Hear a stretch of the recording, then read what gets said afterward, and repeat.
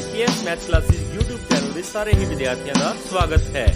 ਹੁਣ ਘਰ ਬੈਠੇ ਹੀ YouTube ਤੇ ਮੈਥ ਸਿੱਖਣ ਲਈ IPS math classes YouTube channel ਨੂੰ ਆਪ ਵੀ ਸਬਸਕ੍ਰਾਈਬ ਕਰੋ ਅਤੇ ਹੋਰਨਾਂ ਵਿਦਿਆਰਥੀਆਂ ਨੂੰ ਵੀ ਸਬਸਕ੍ਰਾਈਬ ਕਰਵਾਓ।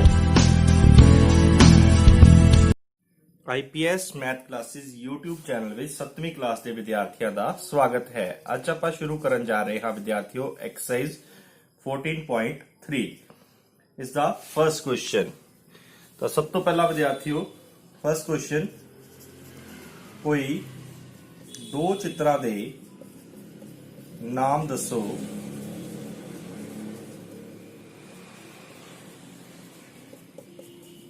जिन्हां विच रेखा सममिति अते क्रम एक तो वध दी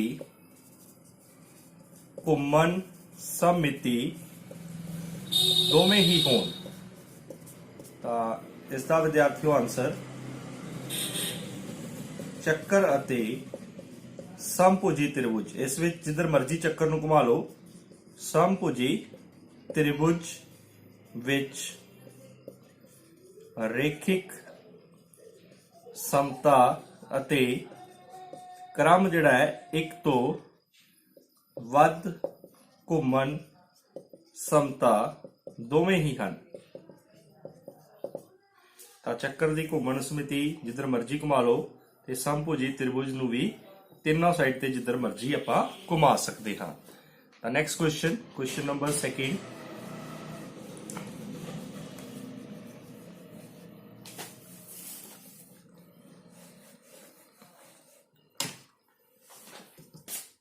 सेकंड क्वेश्चन, जिथों तक संभव होवे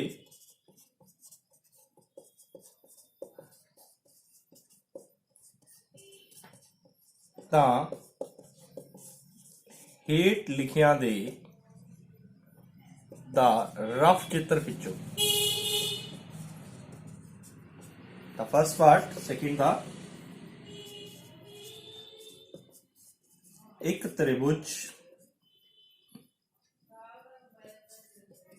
जिस विच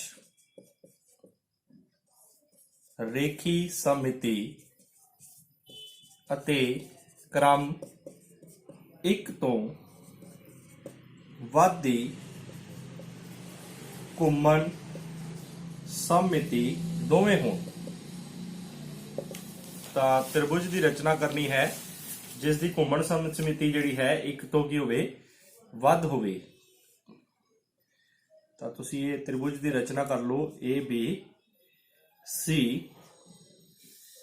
ए डी ई ए वाला की है एफ। तो इसकी घुमन सममिति जिहड़ी है रेखिक समता क्रम एक तो वध दोवें ही हैं। उस तो बाद विद्यार्थियों सेकंड पार्ट,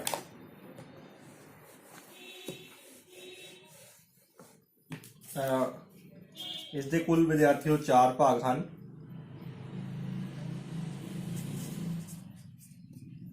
एक त्रिभुज जिस विच सिर्फ रेखी सममिति अते क्रम एक तो वध घुमन सममिति ना होवे। पहले च तां होवे सी, दूसरे च की सी ना होवे। ये सम दो भुजी त्रिभुज की रचना कर लो जिस दियां दो भुजावां बराबर ने, ए बी सी। तो एक ही है सम दो भुजी त्रिभुज, इसकी घुमन सममिति एक तो वध नहीं है। तो नैक्सट पार्ट तीसरा,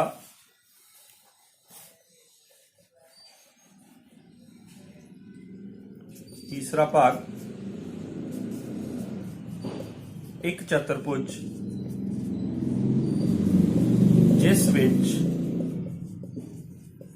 क्रम एक तो वध घुमन सममिति परंतु रेखा सममिति ना होवे। तो तुसी विद्यार्थियों एक समांतर चतुर्भुज की रचना कर लो। ਇਹ ਸਮਾਂਤਰ ਚਤੁਰਭੁਜ ਹੈ A B C ਤੇ D।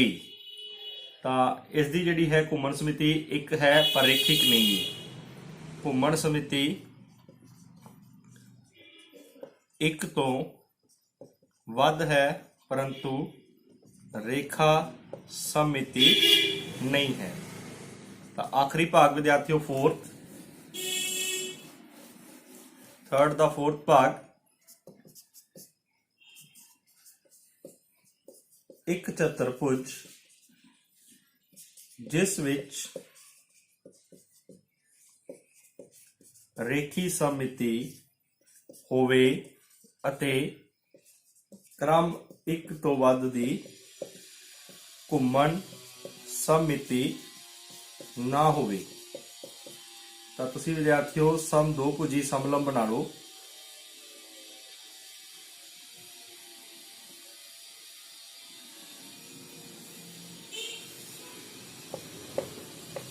A B C D E ਤੇ F ਆ ਦੋ ਭੁਜਾਵਾਂ ਬਰਾਬਰ ਨੇ, ਇਹ ਆਪਸ ਚ ਬਰਾਬਰ ਨੇ। ਤਾਂ ਇਹ ਜਿਹੜੀ ਹੈ ਇਸ ਦਾ ਕ੍ਰਮ ਜਿਹੜਾ ਇੱਕ ਤੋਂ ਵੱਧ ਨਹੀਂ ਹੈ। ਤਾਂ ਵਿਦਿਆਰਥੀਓ ਸੈਕਿੰਡ ਕੁਐਸਚਨ ਕੰਪਲੀਟ ਹੋ ਗਿਆ। ਕੁਐਸਚਨ ਨੰਬਰ ਥਰਡ,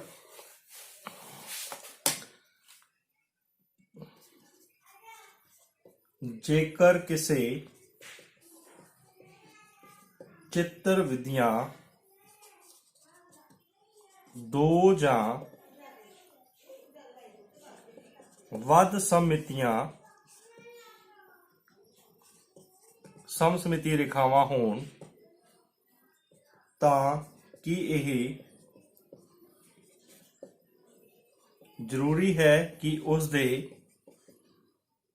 ਕ੍ਰਮ ਇੱਕ ਤੋਂ ਵੱਧ ਦੀ ਘੁੰਮਣ ਸਮਿਤੀ ਹੋਵੇਗੀ?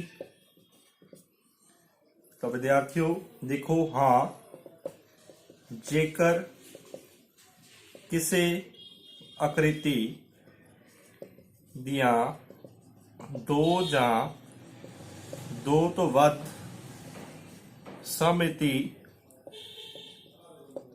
ਰੇਖਾਵਾਂ ਹੋਣ ਤਾਂ ਉਸ ਵਿੱਚ ਕ੍ਰਮ ਇੱਕ ਤੋਂ ਵੱਧ ਦੀ ਘੁੰਮਣ ਸਮਤਾ ਹੋਵੇਗੀ। ਤਾਂ ਵਿਦਿਆਰਥੀਓ ਕੁਐਸਚਨ ਨੰਬਰ ਥਰਡ ਕੰਪਲੀਟ ਹੋ ਗਿਆ। ਤਾਂ ਉਸ ਤੋਂ ਬਾਅਦ ਕੁਐਸਚਨ ਨੰਬਰ ਫੋਰਥ, ਖਾਲੀ ਥਾਵਾਂ ਭਰਨੀਆਂ ਨੇ ਤੁਸੀਂ ਵਿਦਿਆਰਥੀਓ, ਇੰਪੋਰਟੈਂਟ ਕੁਐਸਚਨ ਹੈ। क्वेश्चन नंबर 4, खाली स्थान भरो। सब तो पहला विद्यार्थियों आपां नूं आकार दिता है, फिर घूमण दा केंद्र,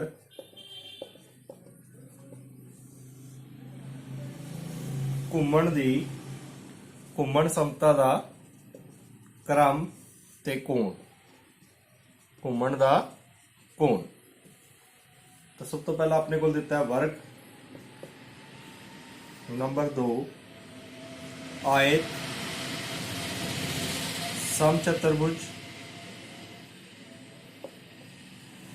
उस तो बाद समभुजी त्रिभुज,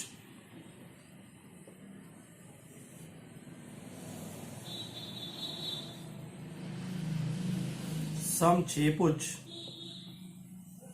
पहला विद्यार्थियों इन्ने भाग कर लेने आ, उस तो बाद दो भाग हजे होर बचे ने।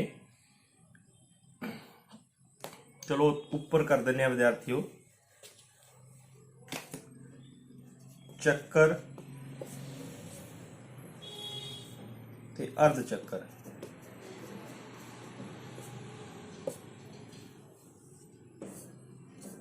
ऊपर इत्थे की है आकार, घूमण दा केंद्र,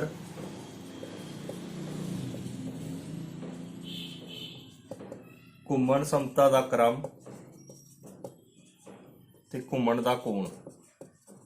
तो सब तो पहला विद्यार्थियों अर्ध चक्कर दा घूमण दा केंद्र की है, व्यास होएगा, व्यास दा समदोभाजक, जिथे व्यास कटदा है अर्थात केंद्र।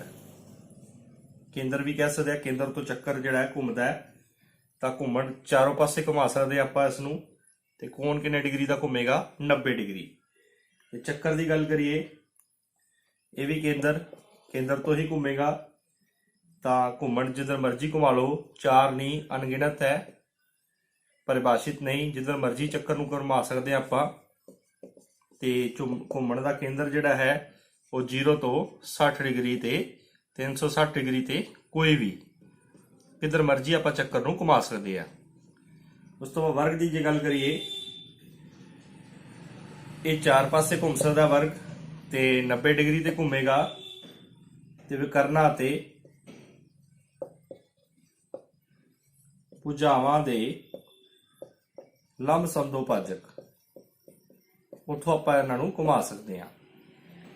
ਉਸ ਤੋਂ ਬਾਅਦ ਆਇਤ ਦੀ ਜੇ ਗੱਲ ਕਰੀਏ, ਇਹ ਵੀ ਵਿਕਰਨਾਂ ਨਾਲ ਘੁੰਮੂਗਾ, ਸੇਮ ਹੀ ਹੋਊਗਾ ਜਿਹੜਾ ਵਰਗ ਦਾ ਹੈ। ਭੁਜਾਵਾਂ ਦੇ ਲੰਬ ਸਮਦੋ ਭਾਜਕ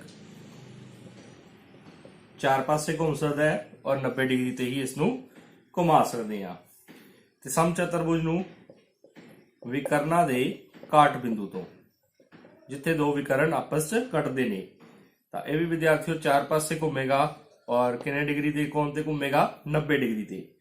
ਤ੍ਰਿਭੁਜ ਦੀ ਜੇ ਗੱਲ ਕਰੀਏ, ਮੱਧਿਕਾਵਾਂ ਦਾ ਕਾਟ ਬਿੰਦੂ, ਜਿੱਥੇ ਮੱਧਿਕਾਵਾਂ ਕੱਟਦੀਆਂ ਨੇ ਉੱਥੋਂ ਘੁੰਮੇਗਾ, ਔਰ ਇਹ ਕਿੰਨੇ ਪਾਸੇ ਘੁੰਮ ਸਕਦੀ ਹੈ? 3 ਪਾਸੇ ਔਰ 120 ਡਿਗਰੀ ਦੇ ਕੋਣ ਤੇ। ਔਰ ਆਖਰੀ ਸਮਛੇਭੁਜ, ਇਹ ਵੀ ਵਿਕਰਨਾਂ ਅਤੇ ਭੁਜਾਵਾਂ ਦੇ ਲੰਬ ਸਮਦੋ ਭਾਜਕ ਤੇ ਘੁੰਮ ਸਕਦਾ ਹੈ।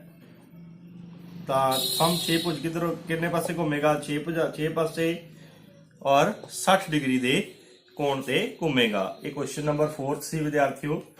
ਤਾਂ ਵੀਡੀਓ ਨੂੰ ਐਂਡ ਤੱਕ ਜਰੂਰ ਦੇਖਿਓ, 3 ਕੁਐਸਚਨ ਬਾਕੀ ਨੇ ਸਿਰਫ, और एक्सरसाइज जी है 14.3 कंप्लीट हो जाएगी और पूरा चैप्टर भी कंप्लीट हो जाएगा अपना। तो क्वेश्चन नंबर 5, अजिहे चतुर्भुज भुजा दे नाम दसो जिन्हां विच रेखा सममिति अते क्रम ਇੱਕ ਤੋਂ ਵੱਧ ਦੀ ਘੁੰਮਣ ਸਮਮਿਤੀ ਹੋਵੇ। ਤਾਂ ਬਹੁਤ ਹੀ ਆਸਾਨ ਹੈ। ਵਰਗ ਇੱਕ ਅਜਿਹਾ ਚਤੁਰਭੁਜ ਹੈ ਜਿਸ ਵਿੱਚ ਰੇਖਿਕ ਸਮਮਿਤੀ ਹੈ ਅਤੇ ਕ੍ਰਮ ਇੱਕ ਤੋਂ ਵੱਧ ਦੀ ਘੁੰਮਣ ਸਮਮਿਤੀ ਹੈ। ਤਾਂ ਵਰਗ ਦੇਖੋ ਵਿਦਿਆਰਥੀਓ, ਇੱਥੋਂ ਆਪਾਂ ਜਿੱਧਰ ਮਰਜ਼ੀ ਘੁਮਾ ਸਕਦੇ ਆਪਾਂ ਇਹਨੂੰ 4 ਸਾਈਡਾਂ ਤੇ ਧਰਨ ਵਾਲੇ ਰੇਖਿਕ ਘੁਮਾ ਸਕਦੇ ਆ। ਉਸ ਤੋਂ ਬਾਅਦ ਕੁਐਸਚਨ ਨੰਬਰ 6, 2 ਕੁਐਸਚਨ ਬਾਕੀ ਨੇ। ਕੁਐਸਚਨ ਨੰਬਰ 6, ਕਿਸੇ ਚਿੱਤਰ ਨੂੰ 6ਵਾਂ ਕੁਐਸਚਨ, ਕਿਸੇ ਚਿੱਤਰ ਨੂੰ ਉਸ ਦੇ ਕੇਂਦਰ ਦੇ ਦੁਆਲੇ 60 ਡਿਗਰੀ ਦੇ ਕੋਣ ਉੱਪਰ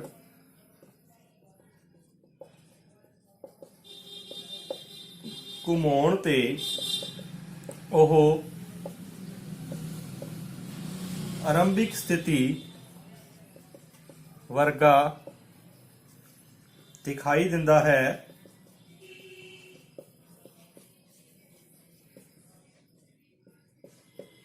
ਇਸ ਚਿੱਤਰ ਦੇ ਲਈ ਅਜਿਹੇ ਹੋਰ ਕਿਹੜੇ ਕੋਣਾਂ ਲਈ ਵੀ ਅਜਿਹਾ ਹੋ ਸਕਦਾ ਹੈ? ਤਾਂ ਵਿਦਿਆਰਥੀਓ ਬਹੁਤ ਹੀ ਆਸਾਨ ਹੈ। ਤਾਂ 60 ਡਿਗਰੀ ਦੇ ਕੋਣ ਤੇ ਜਿਹੜਾ ਚਿੱਤਰ ਸੇਮ ਲੱਗਦਾ ਹੈ, ਤਾਂ ਇਹ ਜੇ ਹੋਰ ਜਿਹੜੇ ਕੋਣ ਨੇ ਵਿਦਿਆਰਥੀਓ ਉਹ ਹੋ ਸਕਦੇ ਨੇ 120 ਡਿਗਰੀ ਦੇ, 180 ਤੇ, 240 ਡਿਗਰੀ ਤੇ, 300 ਡਿਗਰੀ ਤੇ 360 ਡਿਗਰੀ ਤੇ। ਤਾਂ ਆਖਰੀ ਕੁਐਸਚਨ 7ਵਾਂ ਕੁਐਸਚਨ, और एक्सरसाइज 14.3 कंप्लीट हो जाएगी विद्यार्थियों और अभ्यास 14 सममिति भी कंप्लीट हो जाएगा ताकि सानू कोई अजिही क्रम एक तो वध दी घुम्मन सममिति प्राप्त हो सकती है जिस दे घुम्मन दे कोण हेठ लिखे होण। फर्स्ट पार्ट 45 डिग्री दी हो सकती है, सेकंड पार्ट 17 डिग्री की कोई घुम्मन सममिति नहीं हो सकती। तो विद्यार्थियों उम्मीद करता हाँ तुहानू ये चैप्टर जिहड़ा है और एक्सरसाइज 14.3 समझ आई होगी। इस वीडियो को शेयर कर दो अपने दोस्तों नाल। Thank you very much. IPS math classes join कर लेंगे।